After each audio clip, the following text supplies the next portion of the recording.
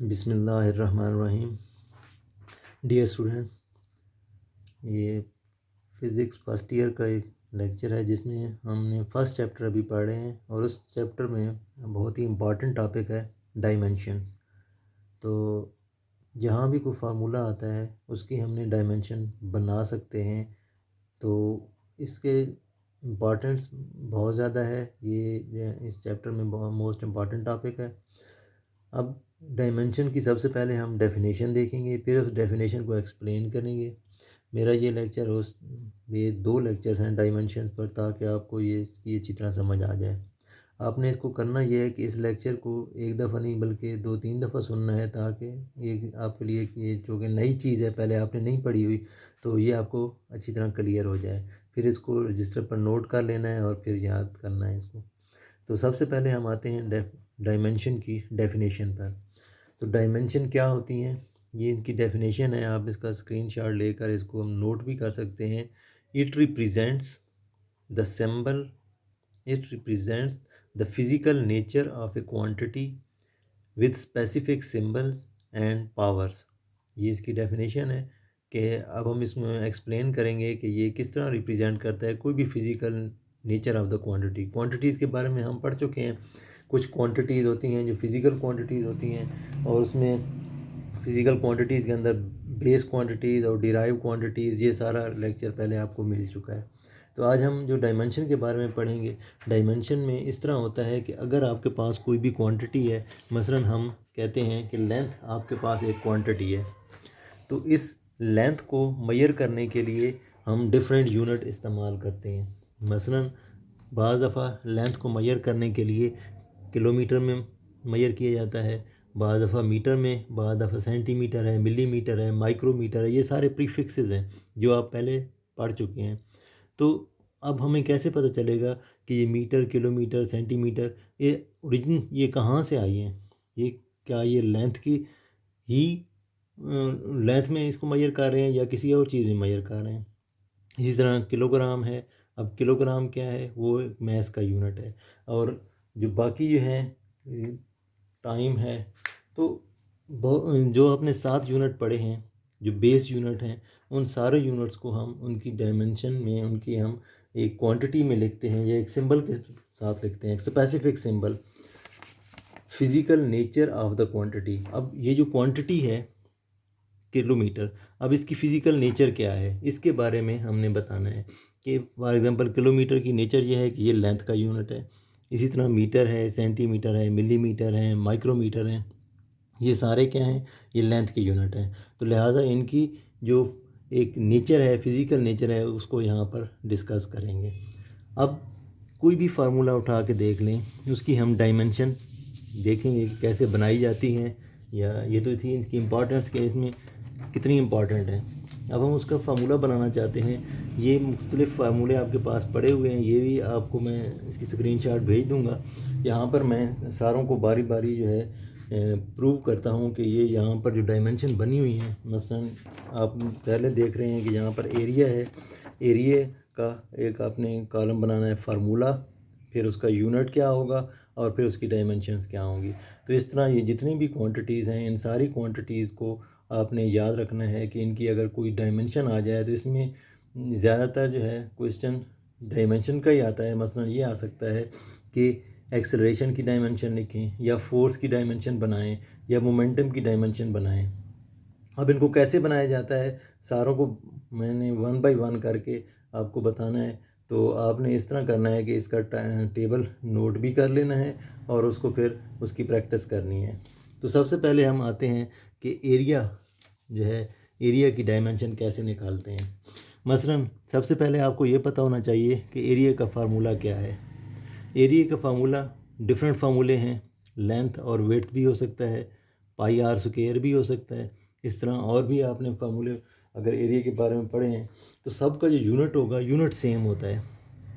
कैसे कि लेंथ को मेजर करते हैं मीटर में, विड्थ को भी मेजर करते हैं मीटर में, लिहाजा इसका यूनिट बनेगा वो बनेगा मीटर स्क्वायर। इसी तरह जो इस यहाँ पर भी ये आर क्या है, लेंथ ही है, रेडियस है, तो लिहाजा इसका स्क्वायर है, तो इसका आंसर भी आएगा मीटर स्क्वायर। अब मीटर है तो हम मीटर की फिज़िकल नेचर देखेंगे कि वो कहाँ से ओरिजिनेट हुई है, कहाँ से इसको बनाया गया है। तो चूँकि ये एक लेंथ का यूनिट है तो इसलिए हम इसकी जगह हम लेंथ लिख लेंगे या सिर्फ हम एल लिख लेंगे और उसको स्क्वायर ब्रैकेट में डाल देते हैं, तो ये इसकी डायमेंशन बन जाती हैं। तो इससे हमने जो चीज़ें जो इसमें इस्तेमाल करेंगे वो ये इस्तेमाल करेंगे कि 3 ऐसे बेस क्वांटिटीज़ हैं। उनमें पहली है लेंथ, दूसरा आ जाएगी मैस, तीसरा आ जाएगी टाइम। ये हम पढ़ चुके हैं कि ये सारी बेस क्वांटिटीज़ हैं।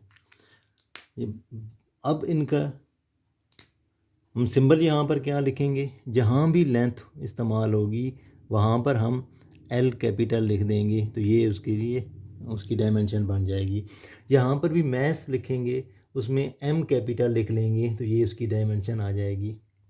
यहाँ पर भी हमें टाइम की ज़रूरत पड़ेगी या सेकंड वगैरह होगा तो उसका यूनिट होगा, तो हम उसके लिए वहाँ पर टी लिख लेंगे। तो ये 3 सिंबल हैं एल, एम और टी, जो जिस यूनिट के अंदर भी इस्तेमाल होंगे हम उसको वहाँ से ओरिजिनेट करेंगे कि इसकी असल क्वांटिटी कौन सी है। अभी हमने एरिया का बताया है, इसके बाद वॉल्यूम आ जाता है। अब वॉल्यूम को कैसे निकालते हैं कि फॉर एग्जांपल अगर आपके पास है वॉल्यूम का फार्मूला होता है लेंथ, ब्रेड्थ या विड्थ और हाइट। तो इन तीनों को जब मल्टीप्लाई करेंगे, तीनों का यूनिट मीटर होता है, तो मीटर क्यूब भी हम लिख सकते हैं। तो नॉर्मली वॉल्यूम का यूनिट जो है, ठीक है, वो हम लिखते हैं मीटर क्यूब। तो इसकी डायमेंशन क्या होगी, अब मीटर है, मीटर एक लेंथ है, तो लिहाजा इसकी जगह हम ये लिखेंगे एल, तो इसको एल पावर 3 आ जाएगा, ये वॉल्यूम का यूनिट आ जाएगा, वॉल्यूम की डायमेंशन आ जाएगी। नेक्स्ट आ जाता है डेंसिटी।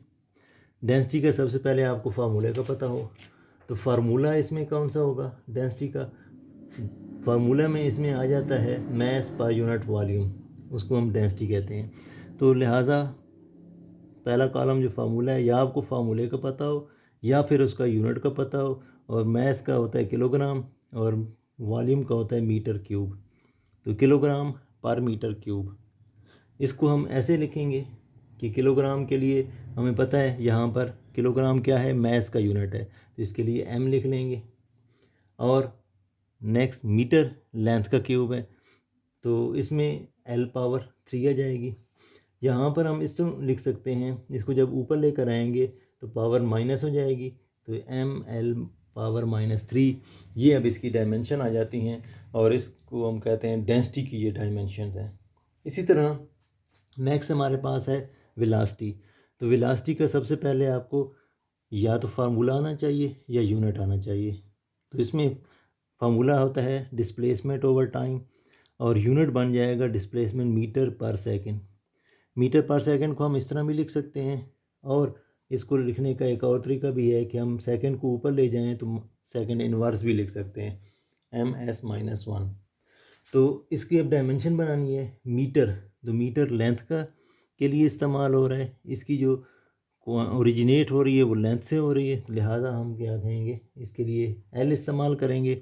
और दूसरा सेकंड है, सेकंड के लिए टाइम टी इस्तेमाल करेंगे, इसकी पावर -1 है, -1 लगा लेंगे और फिर इस तरह ये इसकी डायमेंशन बन जाएंगी।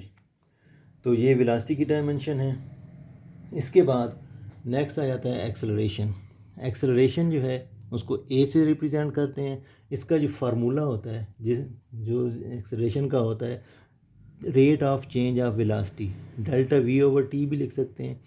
और इसमें क्या होगा, वेलोसिटी का यूनिट अभी हमने निकाला है मीटर पर सेकंड, और टाइम का ये, तो इसको हम यूनिट मीटर पर सेकंड स्क्वायर भी लगाते हैं।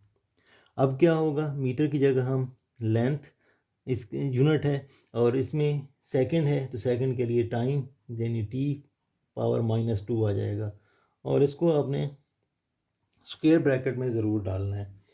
तो इस तरह ये एक्सेलरेशन की डायमेंशन आ जाती हैं। तो कुछ डायमेंशन अभी हमने पढ़ ली हैं, इंशाल्लाह जो है नेक्स्ट लेक्चर में बाकी जो डायमेंशन आपको नज़र आ रही हैं इसके अंदर, तो वो हम नेक्स्ट लेक्चर में आपको बता देंगे। अल्लाह हाफिज़।